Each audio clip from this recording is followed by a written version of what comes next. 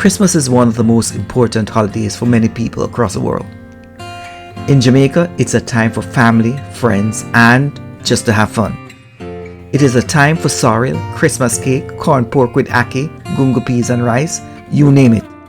It's a time for eating and sharing. But if we explore the history of our ancestors, we will establish that it was the only time of the year that they had an extra. Yes, according to one source, Christmas time was somewhat of an indulgence granted to slaves, as they were allowed provision of rum and other provisions. The learning journey in association with Turn It Up Tuesday, hosted by Ross Audio, presents Did You Know? And this week we'll look at Christmas and its traditions. Christmas was a time for celebration in Jamaica. And of course, at that time, slaves enjoyed the Jankuni dance that they had brought into the country. Planters took a break from their main activities, and plantation owners granted slaves free time. Free time. Many slaves would use this opportunity to protest as well as to plan. It was on Christmas Day in 1831 when Sam Sharp led the greatest slave revolt in the Caribbean. It is now known as the Christmas Day Rebellion. This rebellion lasted for several days, and in the end, over 500 slaves were killed. According to some historians, this set the stage for emancipation. So we must never forget the traditions and the struggles of those who have gone on before. During slavery, as I stated before, Christmas was a time for celebration by slaves. The Christmas traditions of Jamaican slaves were heavily influenced by European traditions as well as their own. But I want us to look at when I was a boy. I remembered as a boy, the streets were packed with people selling toys on Christmas Eve. Many could afford the toys because they had been a part of the thrift club that was collected every Friday. Yes, the credit unions came to our schools in primary schools and gave us cards that we would put money every week towards our Christmas event. Some parents took the money, other children just had their money for their Christmas spending, if you were lucky. And when it came around for Christmas time, you had cotton candy, and of course candy cane was a must-have. And if you were in Montego Bay, there was a merry-go-round ride. Yes, Mr. Agate was the person in charge of that. Mr. Agate's merry-go-round only came out on special occasions, and Christmas was one of them. Of course, around the merry-go-round you had cotton candy and ice cream and other vendors.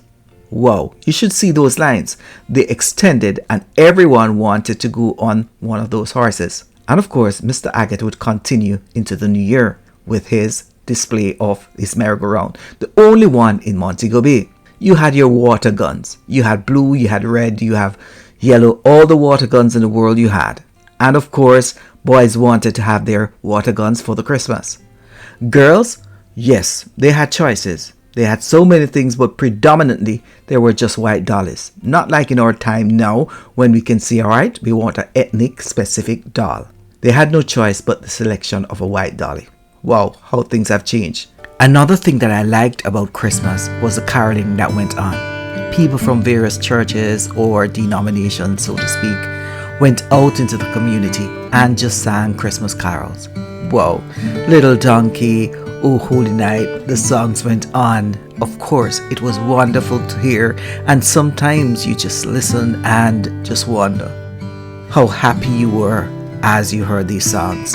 Yes, it was a wonderful time indeed. In addition to that, many churches would have their Christmas program, and of course you had to learn your recitation or poem, they call it in Jamaica. Yes, and the Christmas carols, of course, will be sang again. And along with that would be the Christmas play. It was wonderful because that time everyone came together and it was a time for sharing, and everyone in that church wore a nice outfit for that day, that special day when mommy and daddy would come to see their child or recite the best piece, and they would dig in their pockets and take out their money to see their child go again. Those were the days when people supported their children in church. I'm sure they do it today, but that's what I remembered back then. Not to mention, once it's Christmas, it's going to be barrel time. And everyone from foreign is going to send a barrel down. They're going to pack the barrel with everything you can imagine. And remember, those people in Jamaica is saying to you, Please don't pack any noodles or any toilet paper. Just put food and oil and that sort of thing. And of course, a few bedspreads would be put at the bottom of the barrel to ensure that those searching would have to dig deep to find it. Yes, indeed, that was a time if you did not have a barrel coming or getting something out of a barrel, that means something is wrong. You must have a little person in foreign sending you something. Those were the days in Jamaica where everyone shared. Now, Christmas in the town was sometimes different from in the country, according to my friend Miss Myrtle. She is an old timer, and back in those days, people would send postcards with a little money in. Sometimes I would just write a long letter to you and tell you that they miss you for the longest period of time and their journeys in foreign is hard. However, here's a little something, buy yourself a plate of food or a piece of pork for the Christmas. But today things have somewhat changed. There's now Western Union. So lines are long at this time of the year. And for those who have not heard from a son or daughter or auntie, they would hope that someone would be willing enough to send a little thing through Western Union. Yes, Western Union was the place to be. Now Western Union is the go-to place for many because they are expecting a little thing from foreign. If the barrel not come, Western Union must arrive. And for those who see these long lines, they have the hope that someone from foreign will remember them today. And they always hope and pray during this time. Christmas was a time for also sending greetings, and I'm sure many of you would remember those greetings on the TVJ coming from England. And listen, I really enjoyed hearing these greetings and recognizing several individuals who left Jamaica and have continuously reside in UK. They would say, "Greetings to my only friend down by Becca's Step. Greetings to you all down there and have a good night. God bless and keep you." And someone would say, "Greetings to little John down by little London. You know, long to see you." And they give that deep British accent. Yes, they were in foreign so long that they had changed their accent to something different. You know, I understand how it is to live in a country and to have to assimilate. Yes, those were the days that greetings from the UK was shocking out through England and of course the Caribbean, and everyone was looking to see if they would recognize someone in their community. Those were the days, yes. And if you recognize one, you'd go back to the community and you'd tell them, "Yes, I saw Master Joe. Him looking good, man. But one thing, he has a strong accent." Those were the days that I enjoyed. And I hope you are enjoying remembering some of these times too. On Christmas Eve, it was something special. Everything seemed to be anticipating Christmas Day. And of course, taxis would run very late because they wanted to ensure that everyone got home after the stores had closed. I remember when I was living in UK, I decided to shop on Christmas Eve. I was in my house and I got up roughly 4 o'clock to go into the town center to get my gift for the following day. Lo and behold, every single store was closed. I realized at that point, UK had a different sort of celebration. In Jamaica, of course, there were so many things going on Christmas Eve. You had Grand Market night and so forth, music playing in the background, everyone enjoying themselves. Wow, it was so wonderful. The adults would spend the day cleaning the house, changing curtains, putting on those fluffy bedspreads with patterns. You remember those ones? As you got older, you become part of the chopping of the grass or cutting of the grass, whitewashing of walls and trees and stones. During this time, everything had to look new. As a child, I went to bed thinking that Santa would come to put something under that tree. I always opened my eyes to see, but for some reason, sleep had taken me away into a different zone. And when I opened my eyes, there were some gifts under the tree.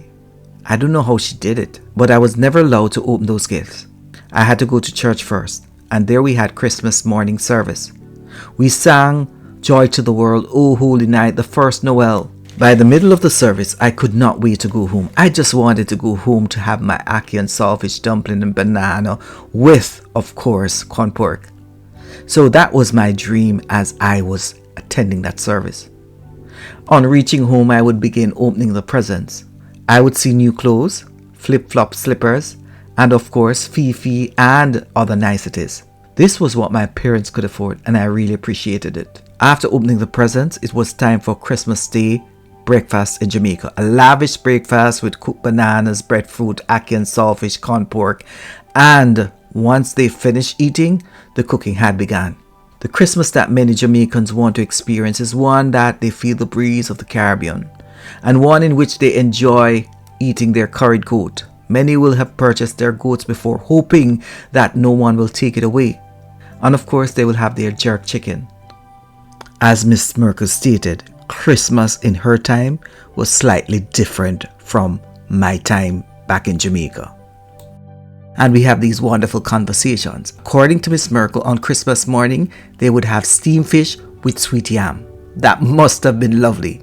And of course, she stated that they would be steaming the Christmas pudding. That's a special way of doing it. She also reminded me that at that time, everyone in the community back then came together, and there was a galore of food. Roast beef, according to her, was on the table. And she also indicated those who did not have food in the community or were unable to travel out had dishes or meals from various people in the community. That day, everyone would send down a little shed pan or something to those who were unfortunate or unable to walk. It was a time for celebration back then. Must have been good. And she mentions again the need for sorrel and all these wonderful delights. Miss Merkel believes that Christmas in the country was somewhat different from the town, and I kind of agree with her when I reflect on the past Christmases in Jamaica. I remember the first time I had a Christmas dinner when I was about 4 or 5. My brother and we were sitting somewhere after we were invited over by the neighbors. This woman, her name was Miss Samuels, and she operated a shop in Clarendon. Yes, Lionel Town. And I said my brother and we went over there with the family members, and she had food galore. Curry chicken, curry goat, everything under the sun Jamaican cuisine this woman had. And I don't know how I started or what happened, but all I know, we had to lose our belt buckles to ensure that we could put down those food properly in the system. Yes, man. We ate and we ate and we ate, and when we thought we had finished, we hear that anybody want ice cream and cake? My brother hand was the first to go up and mine was second. I always remember that was the first time that I saw the abundance of food, not to mention the jankun in the distance, knocking the drum, and of course, how can you run now your belly full? In the month of December, many Jamaicans will come home. They'll come home to have a sense of belonging. They'll come home because they miss their country. They'll come home because they want to follow the traditions of their ancestors, because their ancestors had opened their homes for others to enjoy. It's a time for giving. It's a time for sharing.